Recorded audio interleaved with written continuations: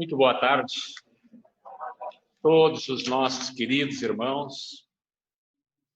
Que a gente possa ter esses minutinhos preciosos, falando um pouquinho, conversando um pouquinho a respeito desta doutrina maravilhosa.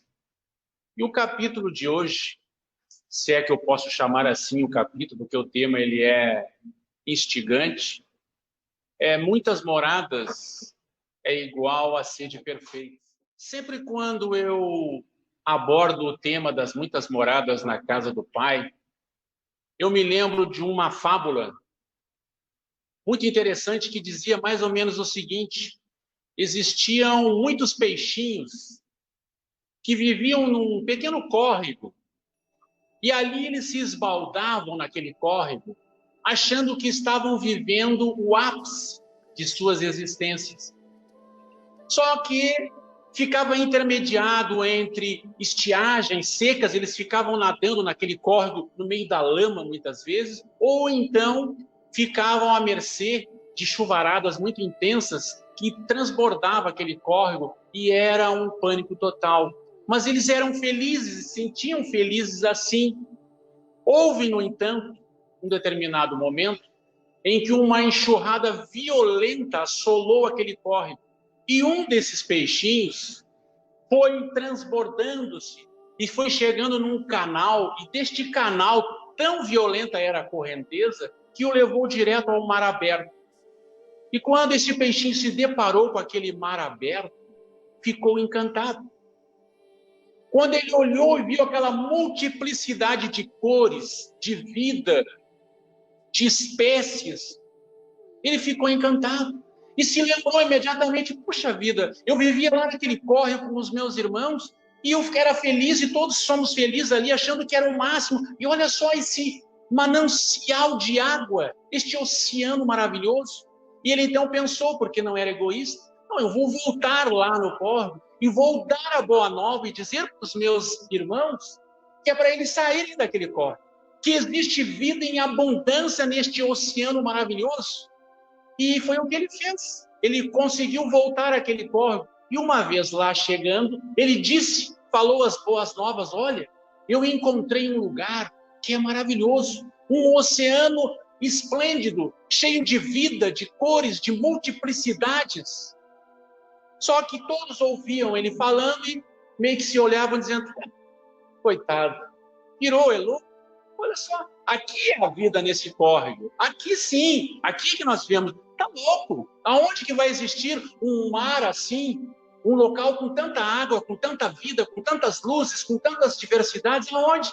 E não deram bola para ele. Resumindo a história, veio uma estiagem terrível e eles pereceram no meio da lama, do barro. Sempre que eu toco neste tema, muitas moradas na casa de meu pai, me vem esta fábula. Porque falar das muitas moradas do Pai, da criação de Deus, é algo extraordinário.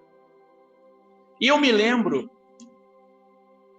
que Leon Denis, foi atribuído a ele, Leon Denis, a frase de que o Espiritismo não seria a religião do futuro, mas o futuro das religiões. E isso tem muito a ver quando a gente vai lá no livro No Invisível, no capítulo 11, que tem o título Aplicação Moral e os frutos do Espiritismo. E lá ele faz um alinhamento falando de todas as religiões que, quando atingirem um entendimento que a doutrina tem, de um entendimento universal, elas se unirão e falarão a mesma linguagem. Foi o que Leon Denis falou, só que foi atribuído a ele esta frase. Mas, na verdade, ele estava fazendo um alinhamento de pensamentos, tentando fazer um enfeixamento de todas as religiões. Mas uma coisa é verdadeira, uma coisa realmente é muito verdadeira. Nenhuma religião, meus irmãos, sem que a gente queira ser fanático, nada, absolutamente, mas nenhuma religião abre a nossa mente de tal maneira como a doutrina espírita faz. Nenhuma. Nenhuma vem falar das coisas divinas, da vida, e neste capítulo das muitas moradas de Deus, como a doutrina espírita fala. Porque aqui a gente precisa fazer uma separação importante para entender o raciocínio que a gente vai estabelecer de agora em diante. Eu preciso saber, primeiramente, qual o Deus que eu tenho para mim? O tamanho do Deus para mim. Porque existe dois tipos de Deus. O Deus da terra, terreno, que as pessoas, na sua grande maioria, entendem como um Deus limitado porque ele atende apenas às expectativas dos moradores da terra. Um Deus muitas vezes parcial, um Deus vingativo, um Deus que não aceita atitudes nossas que venham a ofendê-lo e por isso ele castiga, ele aplica o castigo. De onde vem esta ideia? De onde vem este conceito? Lá do judaísmo. No judaísmo era assim: se você não fosse daquela religião acreditando naquele Deus, você era pagão ou gentil. Deus não te amava se não fosse daquele segmento, daquele pensamento. Então esta ideia de Deus é limitada. E nos limita muito, e aí estabelecemos uma questão extremamente importante. Ficamos bitolados e à mercê de falsas expectativas deste Deus material, deste Deus terreno. É um Deus muito limitado. Porque aí vem a doutrina espírita e abre a nossa mente falando de um Deus universal, de um Deus interplanetário, de um Deus galáctico. E eu fui, só para a gente poder estabelecer assim algumas ideias, lá no Wikipédia, só para pegar algumas informações a respeito da criação do Deus que a doutrina espírita mostra para nós. Aliás, fazendo aqui um pequeno parênteses, muitos irmãos nossos, inclusive irmãos espíritas, compartilham que o capítulo 6 do Evangelho é o capítulo que mais fala sobre a questão da misericórdia e do consolo, porque é o Cristo Consolador. Particularmente eu entendo que o capítulo que mais consola, depois do Cristo Consolador, é este capítulo 3. Por quê? Nós vamos ver agora aqui. Veja só para a gente sei que muitos aqui vão se lembrar, porque isso aí é matéria de escola, no colégio, mas só para a gente ter uma ideia do Deus que a doutrina espírita mostra para nós. Na nossa galáxia, eu vou aqui falar sempre em estimativas, porque está bem claro lá no Wikipédia, são estimativas que os físicos, os astrônomos têm. Porque a gente sabe que conforme a tecnologia da Terra vai avançando, vão se descobrindo mais coisas, mas só para a gente ter uma ideia, na nossa galáxia tem 300 milhões de planetas potencialmente habitáveis. 300 milhões. Isso tudo, repito, estimativas. Estima-se que a nossa galáxia possua de 200 a 400 bilhões de estrelas. 200 a 400 bilhões de estrelas. Cerca de 100 bilhões de galáxias existem no universo. Meu Deus do céu. 100 bilhões de galáxias. Isto, repito, são estimativas. A gente já está começando a se sentir assim pequenininho, pois tem mais, meus irmãos. A distância do nosso Sol ao centro da nossa galáxia, a Via Láctea, se a gente fosse percorrer a velocidade da luz, que é 300 mil quilômetros por segundo, 300 mil quilômetros por segundo, levaríamos 26 mil anos-luz para chegar ao centro da nossa galáxia. Mas tem mais, e muito mais. A distância entre a nossa galáxia para a galáxia mais próxima, Andrômeda, se nós tivéssemos um veículo, uma nave, que pudéssemos fazer esta viagem com corpos adequados, sabe quanto tempo levaríamos para chegar em Andrômeda, a galáxia mais próxima? 2,5 milhões de anos-luz. Ou seja, meus irmãos, a gente sai daqui mineral e vai chegar lá anjo. Tamanho o espaço de tempo. Se fôssemos medir a nossa Via Láctea, vamos dizer aqui nesse quadro, de ponta a ponta, de extremo a extremo, para percorrer a velocidade da luz, 100 mil anos-luz. 100 mil anos-luz. Só na espessura, a espessura da nossa galáxia, a Via Láctea, nas extremidades, segundo os astrônomos, mais ou menos 1000 anos-luz de espessura. E no diâmetro, mais ou menos 3.000. No centro dela, 3.000 anos-luz de espessura. Conseguimos imaginar uma coisa dessa? Quando eu começo a falar disso, a vontade que dá é de me enfiar embaixo dessa mesinha aqui, dessa tribuna, e ficar quietinho. Porque este é o Deus que a doutrina espírita vem nos mostrar. Este é o Deus. Então, estou colocando aqui um esboço muito pequeno, algumas coisinhas, para dizer o seguinte, para todos nós que estamos aqui, encarnados e desencarnados, fiquem calmos, fiquem tranquilos. Por maiores que sejam os problemas que estejamos passando, por maiores que sejam os dramas, as situações, as dificuldades que estejamos passando, este Deus interplanetário galáctico, ele está no comando de tudo. Ele não perdeu o controle das nossas vidas. Ao contrário do que muitos pensam, o mundo não está desgovernado, não está aderido. Ele sabe, e como sabe, de todas as nossas dificuldades. Vamos lembrar as palavras de Jesus quando ele diz: não cai de vossa cabeça um único fio de cabelo, meu já não, praticamente não tem mais, mas que ele não saiba. Caiu um fio de cabelo de vossa cabeça, ele sabe. Caiu uma folha de uma árvore robusta, frondosa, ele sabe. Então, não fiquemos tristes, desesperançados, porque o Pai, este Pai universal, este Deus que o Espiritismo mostra para nós dessas grandiosidades, ele conhece, ele sabe. E aí a gente vai, por isso eu pedi aqui o Evangelho, lá no capítulo 3, logo no início, eu faço questão de ler, quando Jesus diz o seguinte para nós: que vosso coração não se turbe. Prestemos bem atenção.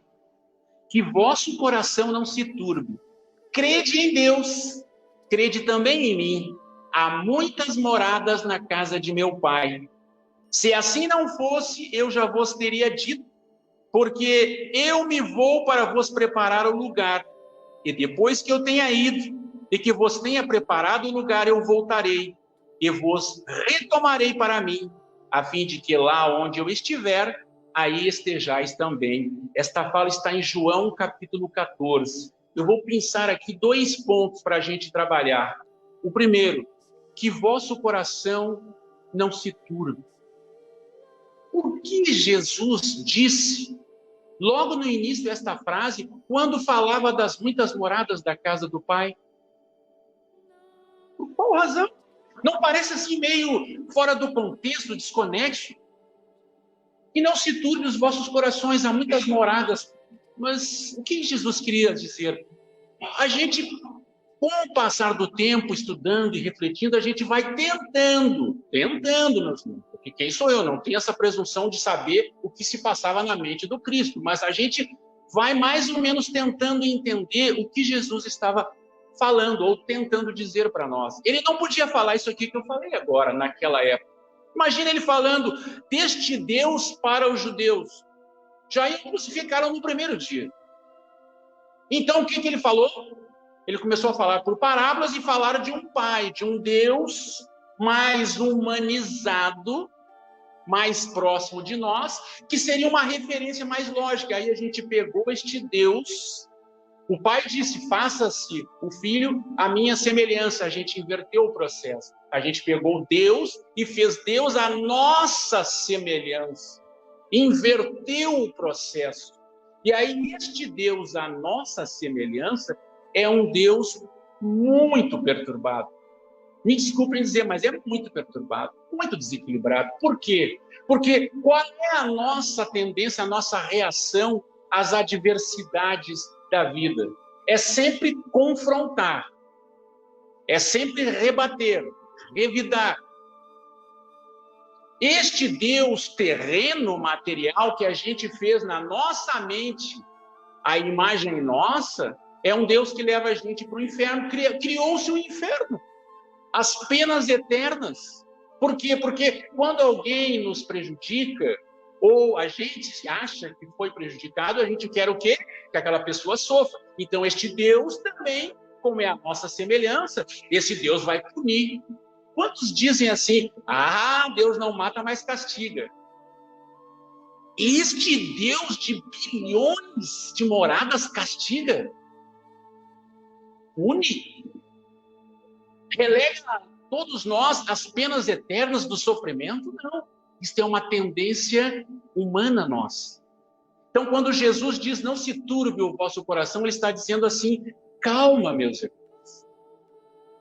Tenhamos fé, tenhamos bom ânimo, tenhamos coragem, porque este Pai que cria o tempo todo não vos abandonará em nenhum momento. Ele tudo sabe, tudo vê, e Ele vai trabalhar a nosso favor para que nós possamos entender a lógica das coisas sem desesperarmos. O que acontece, o que ocorre normalmente, é que se tem a ideia, no âmbito geral da humanidade, deste Deus material. Então, este Deus criou, veja só, a coisa assim não tem lógica. Deus vai criar bilhões e bilhões e bilhões de moradas e vai povoar só a Terra. E vai colocar para viver só no planetinha Terra, que é desse tamanhozinho assim, se a gente comparar com o universo. Tem lógica isso, meus irmãos? Lá na questão 1 do Livro dos Espíritos, o que é Deus, está colocado ali. Inteligência suprema do universo, causa primeira de todas as coisas. Tem lógica este Deus, sendo a inteligência suprema, criar todas essas moradas, mas deixá-las lá abandonadas, sem ninguém, e povoar só a terra e devotar toda a sua atenção só a nós? Isso para nós é inteligência suprema? Aonde a inteligência suprema, se assim o fosse? Mas é este Deus que nos é apresentado. É este Deus que acaba perturbando o nosso caminho evolutivo. Porque nós temos um objetivo na Terra. E qual é o objetivo? É evoluir. Desde o momento em que a gente saiu das mãos do Criador, desde o momento em que o seu hálito divino nos criou, a gente já saiu das mãos deles com uma determinação. Querendo ou não, gostando ou não, aceitando ou não, fazendo caras. Mas uma determinação já está no ato da nossa criação. Todos nós vamos evoluir. Todos nós. Não tem plano A, plano B, plano C, plano D, para não querer evoluir. Não há esta possibilidade para nós. Há um determinismo do Pai que todos vamos evoluir. Não tem como eu fugir disso. O que eu posso fazer é adiar. Atrasar o caminho. Muitas vezes estagnar o caminho. Mas impedir que chegue a isto, não. Porque, conforme Bezerra de Menezes, Deus não seria onipotente se, tendo ele criado o homem para a perfeição, este não chegasse ao seu destino. Então, qual é o problema nesse nosso estudo inicial aqui, meus amigos?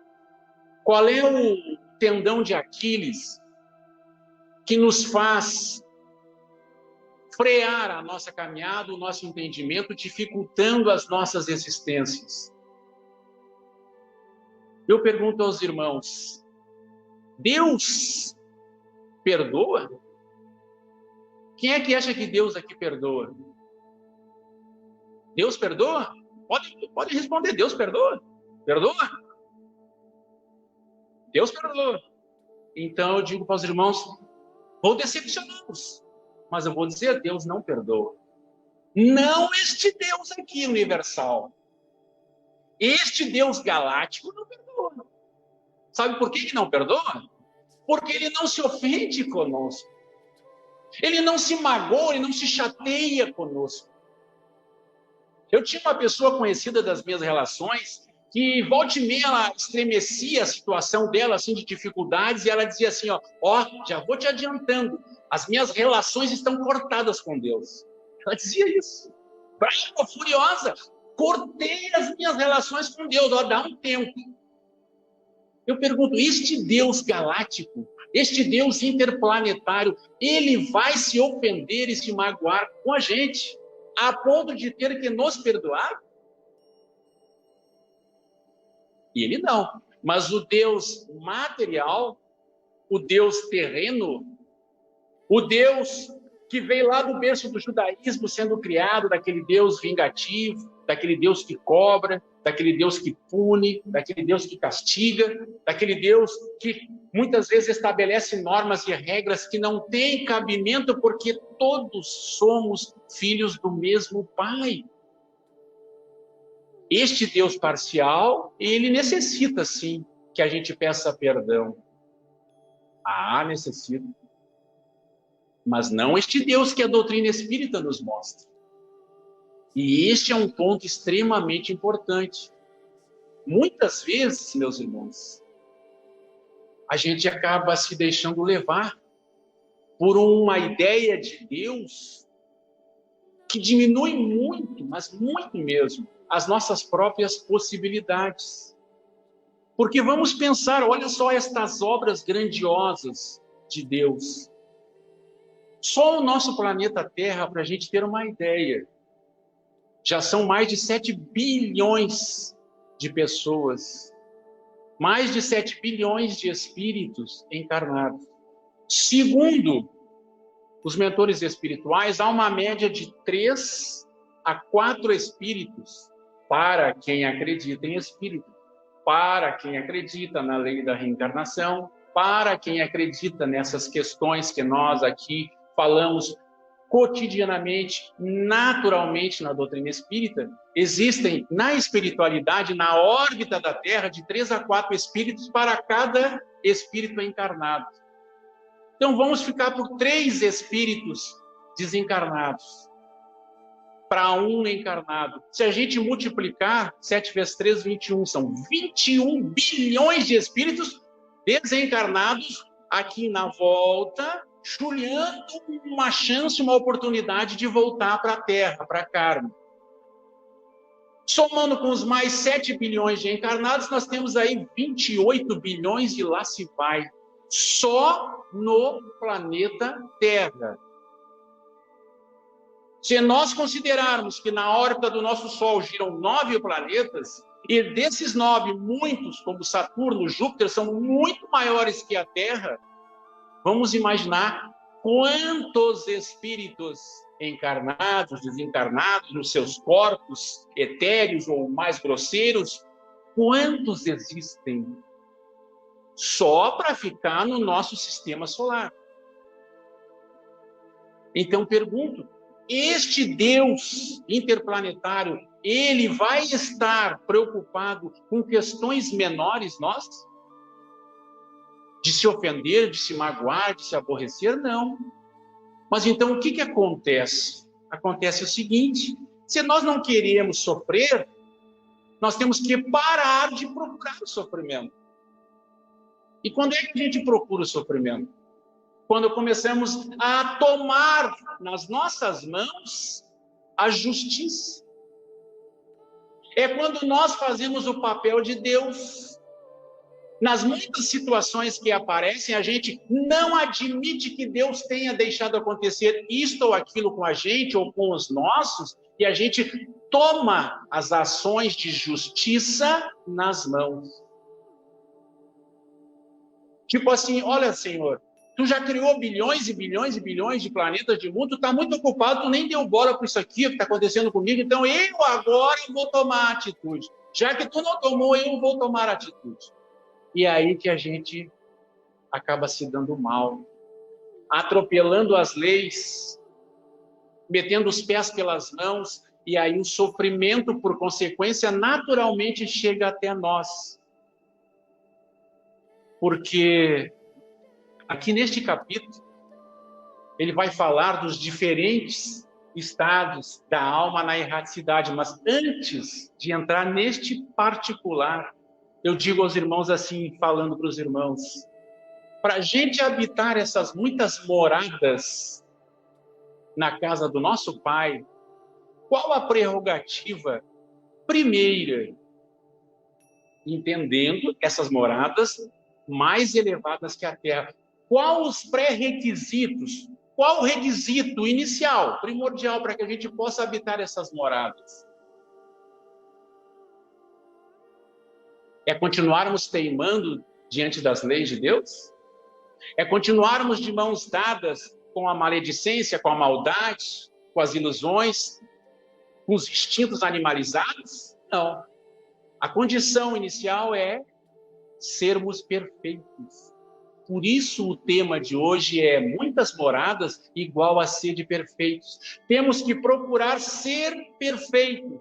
E este ser perfeito, entenda-se aqui, meus irmãos, num esforço inadiável para valorizarmos a nossa existência atual e não repetir os equívocos que se cometeu ontem, repeti-los hoje. Os equívocos que cometemos hoje, repeti-los amanhã. É um processo constante de evolução. Está lá na lápide de Allan Kardec. Nascer, viver, morrer, renascer ainda. Progredir sempre, tal é a lei. Que lei é essa? A lei do progresso. Então nós temos, primeiro, que começar a centrar, a focar na necessidade de uma corrigenda interior. Porque senão seria assim, tipo, uma utopia, até uma espécie de fanatismo, a gente mirar as estrelas e esquecer de viver a nossa vida aqui.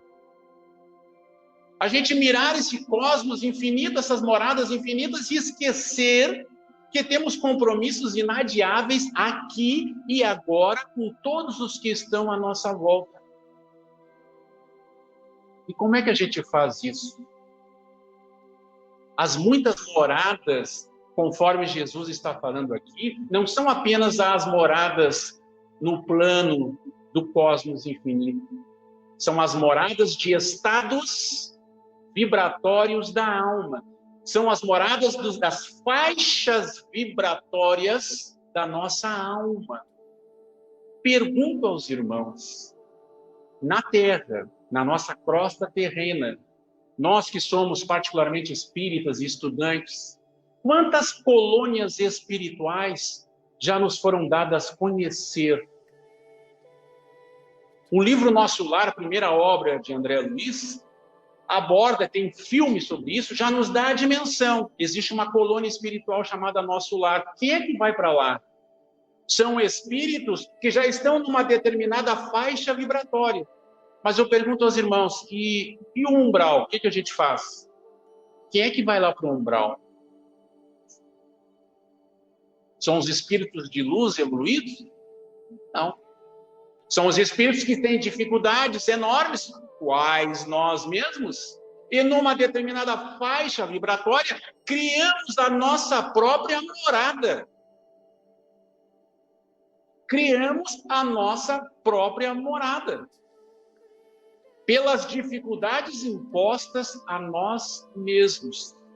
Então, as muitas moradas que Jesus se refere são as celestiais? São, sim. Mas aquelas é quando a gente conseguir ser perfeito. Antes é preciso fazer um trabalho, e um baita de um trabalho aqui na Terra, junto com os nossos. com aqueles que Deus nos uniu, família, trabalho, diante das múltiplas necessidades e desafios que o Pai nos apresenta, para que nós vençamos, porque foram criadas não por Ele, mas por nós, precisamos lidar primeiro com isso. As muitas moradas nossas internas atendem por nome de instintos animalizados. O que a gente faz com o nosso orgulho? O que a gente faz com a nossa vaidade tola? Com a nossa ambição tola? Com a nossa inveja, prepotência, arrogância? O que a gente faz com isso? É com essa bagagem, é com essas malas que a gente vai para os mundos lá celestes que Deus criou? Para essas muitas moradas e com essas bagagens? Não. Com essas bagagens a gente vai ficar na órbita do nosso planeta, nas zonas criadas por nós, nas muitas colônias espirituais que existem, que nos já foram dadas a conhecer, de acordo com as nossas vibrações, faixas vibratórias. E aí é um problema. Porque começamos a lidar com as dificuldades e muitas vezes, naturalmente, sentimos aquela necessidade de pedir perdão a Deus. A consciência muitas vezes pesa tanto, nos dificulta tanto, que a gente naturalmente tem aquela coisa, aquela compulsão de pedir perdão a Deus. Mas não se preocupemos, não há necessidade de pedir perdão a Deus. Basta atentar para as suas leis. Basta ter foco nas leis que Ele estabeleceu. Se começarmos a prestar atenção nessas leis que Ele estabeleceu e que regem o universo, nós já estaremos entrando numa faixa aceitável de compreensão e de vivência.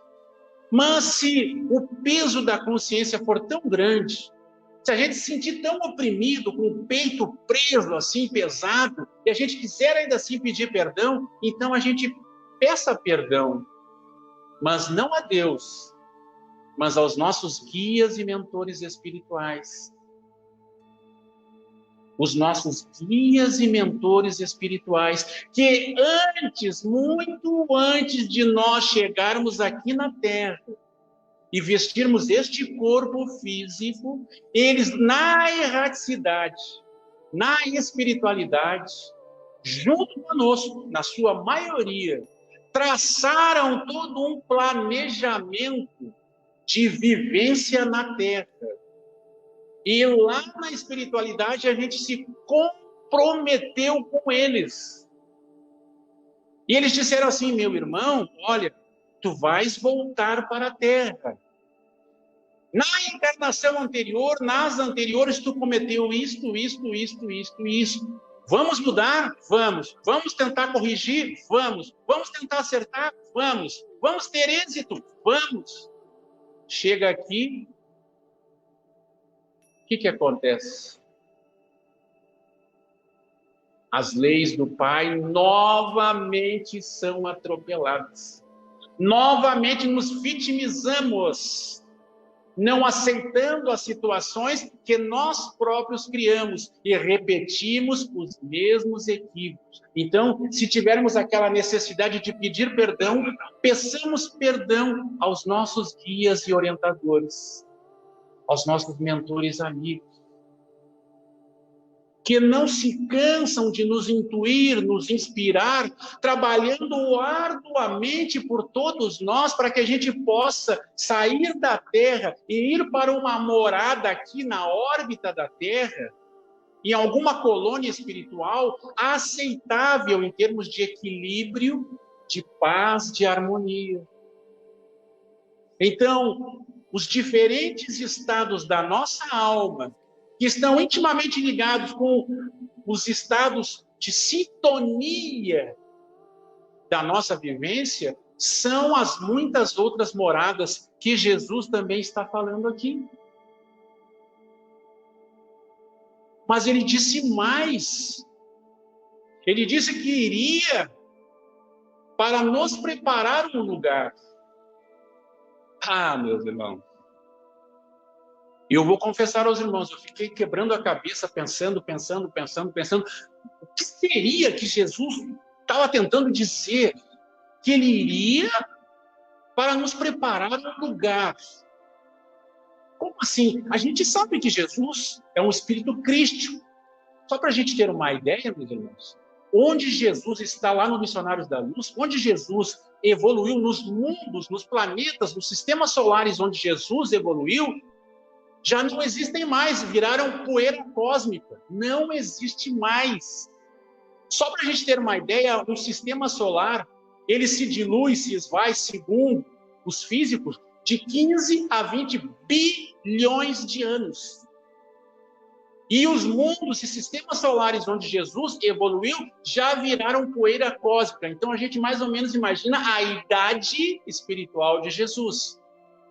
E aí este Jesus, porque também aí é uma coisa interessante, assim como a gente precisa estabelecer que Deus nós acreditamos e seguimos, temos que também nos perguntar que Cristo nós seguimos. É o Cristo também pregado da cruz? É aquele Cristo daquelas cenas horríveis, morto, martirizado, humilhado? Ou é este Cristo crístico? Porque Cristo é uma categoria de espírito. O seu nome era Jesus aqui na Terra, mas Cristo significa que ele é um espírito crístico. É uma escala super evoluída de espírito crístico. Então ele está lá em cima. Este Cristo que está lá, atual, ele disse para nós que iria para preparar um lugar para nós. Mas qual Cristo nós seguimos? Porque existe o Cristo que muito segue, aquele Cristo da cultuação, de ficar cultuando o seu nome, adorando o seu nome, mas o Cristo que dá para nós as diretrizes de ser o guia e modelo, esse a gente não segue. Também tem isso. Se a gente seguir o Cristo, aquele da adoração, da veneração, de a gente chorar lágrimas de emoção quando imagina a imagem dele, é um respeitável, mas é um. Mas agora, o Cristo que estabelece para nós um modelo de guia, de perfeição, que nós devemos mirar nele para evoluir, poucos, muito poucos seguem. Então também tem isso. E tem muito a ver com esta fala dele. Eu vou para vos preparar um lugar. Que lugar ele está preparando para nós? Que lugar seria isso? É lá nos mundos celestes, nos bilhões e bilhões de planetas e estrelas que o Pai criou? É esse mundo, em algum lugar desses que Jesus foi primeiro para preparar para nós? Que lugar é? E eu imagino, meus irmãos, e aí, obviamente, digo por mim, que este mundo que Jesus se refere, este lugar que Jesus se refere, é aqui, ó, no coração. Por que que eu deduzo isso? Porque ele diz, onde eu estiver, vós estará também. Ou seja, onde estiver os nossos valores, onde estiverem os nossos tesouros, aí estará toda a nossa pujança, positiva ou negativa. Se estiver dentro de nós os valores deste Cristo guia e modelo, então estaremos com ele. Então a morada que ele prometeu que iria nos preparar já está sedimentada dentro de nós.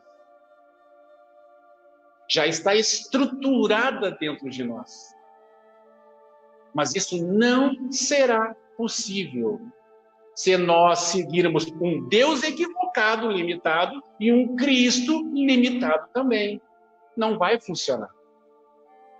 Porque estaremos sempre esbarrando com os nossos instintos animalizados, com as nossas dificuldades, e como o nosso Deus é limitado, é o Deus só do planeta Terra.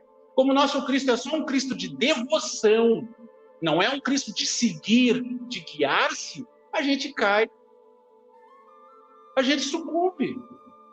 E quando se dá conta, passou a existência, voltou para a pátria espiritual, e a gente tem que se dar muito por feliz de ir para alguma região na espiritualidade que os nossos mentores destinem para a gente.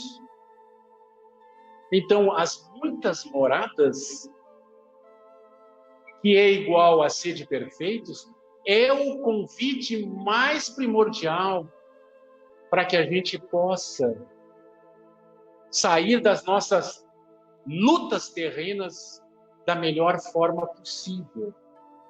Por isso, no meu entendimento, este capítulo 3º, ele tem na sua essência todo um manancial, um poder de nos dar esperança, de nos dar consolo, mas de uma potencialidade enorme, meus amigos. Porque ele nos mostra a grandiosidade de Deus, a grandiosidade de Jesus, e que nós não estamos abandonados. Que não há necessidade de nós tomarmos para as nossas mãos a justiça. Quantas pessoas a gente vê toda hora, meus amigos, pedindo justiça, clamando justiça. Quantas? Todo mundo quer justiça, todo mundo quer que a justiça seja feita, mas Jesus disse, se a vossa justiça não ser diferente dos escribas e fariseus, em verdade vos digo, não entrareis no reino dos céus. Mateus capítulo 20. Todo mundo quer a justiça, mas ninguém quer se submeter efetivamente ao que é efetivamente a justiça. Porque estamos mirando um Deus terreno, material, humanizado. Estamos mirando um Cristo só de adoração. Daí as dificuldades. Abraçados com as lutas que todos nós temos, fica difícil, claro que fica difícil. Claro que fica muito complicado, porque a gente vai olhar aquela pessoa que, entre aspas, nos prejudicou ou nos prejudica, que vai fazer o quê? Vai amá-la? Claro que não vai amá-la. Ela não é filha de Deus. Não, é o meu Deus da minha igreja, é o meu Deus da minha rua, da minha esquina, da minha cidade, da minha religião. Não, essa aí não é. Então eu vou odiar, então eu vou revidar, então eu não vou aceitar. Não é um filho de Deus como eu. Eu sou filho de Deus, porque é aquele meu Deus ali, o meu Deus. Não é o Deus de todos. É o Cristo aquele da minha igreja, da minha adoração. Não é o Cristo guia e modelo. Então fica difícil para a gente se destituir dessas vestimentas animalizadas e começar a mirar as moradas do Pai. Aí fica muito difícil. Por isso, repito, meus irmãos, este capítulo 3º, para mim, é um cântico de esperança. É um cântico de misericórdia. É um cântico de nos abraçar, de nos consolar, porque somente conhecendo essas realidades que o Espiritismo nos traz, a gente vai efetivamente ficar consolado, se sentir consolado. Porque o capítulo 6, o Cristo Consolador, que nos dá ali a mensagem do consolo, dependendo da maneira como nós vemos o Cristo, não vai ser consolo. Não vai chegar a ser consolo. Vai ser, quando muito, uma frase de efeito que vai fazer com que choremos, desabafemos, mas amanhã a gente está fazendo a mesma coisa. Então, meus irmãos, a proposta ela é muito profunda. Muito, muito, muito profunda. Bendita a doutrina espírita que nos dá esta visão e este entendimento. Se nós temos o plano, a ambição de atingirmos as muitas moradas, então o primeiro passo, pegar o passaporte, ir lá no capítulo 17, dar uma lida no item 3, o homem de bem, dá uma lida no item 4, os bons espíritas, dá uma lida no 7, o dever, virtude, superiores e inferiores, bons espíritas, o homem no mundo. Temos uma lida no capítulo 17. Aliás, vamos esquecer, fica só no item 3, o homem de bem. Dá uma lida lá, vamos lá. Hoje, ou sábado, a gente de repente está de folga, aí de noite, vamos lá, pegamos, abrimos assim, item 3, o homem de bem, vamos dar uma lidinha. Aquilo ali que está ali é um passaporte. para atingirmos as muitas moradas na casa do Pai. Mas para isso precisamos passar primeiro por essa realidade, porque senão mirar as estrelas será meramente utopia, ilusão. Temos que viver a nossa realidade, sem esquecer da realidade que nos aguarda num segundo momento. Mas o primeiro momento é agora. E ó, o relógio está correndo. O relógio está correndo, meus. Quanto tempo nós temos ainda aqui na Terra? Quem é de nós que pode levantar a mão e dizer assim, eu não sei. Quem? Quem é de nós que sabe o momento que o pai vai fazer assim, ó, filho, vem, volta. Não precisa se estar doente, não precisa se estar com problema, não precisa ser novo, velho, não precisa. A qualquer momento. Então, que este momento, quando chegar, não nos pegue desprevenidos, de mãos vazias, nos pegue trabalhando. Se não trabalhando pelo próximo, trabalhando dentro de nós, silenciosamente, todas essas situações internas que precisamos avançar. O Cristo disse, eu vou para vos preparar um lugar. Podemos ter certeza, meus irmãos. O lugar que ele mais adora de estar, o lugar que Deus mais adora de habitar, não são os mundos todos criados por ele. É aqui dentro do nosso coração. A obra-prima de Deus que ele mais, entre aspas, se orgulha, a sua obra-prima, não são esses mundos e constelações admiráveis, é o espírito imortal.